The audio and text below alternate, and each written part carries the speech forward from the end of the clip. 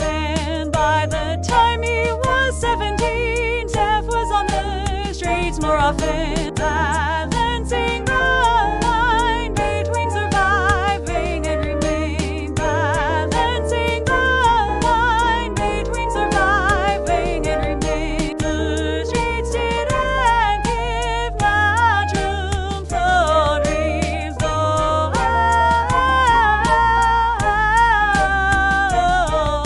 the lure of quick money and the pressure to belong started to weigh on him now.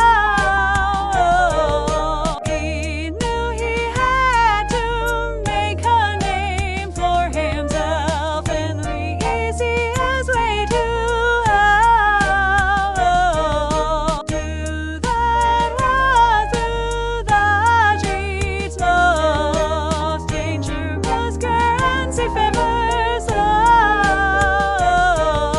He began making connections with the local crews. He began making connections with the local crews, exchanging beats and verses for things he never thought he'd have to give up. His music started getting noticed, but so did his association with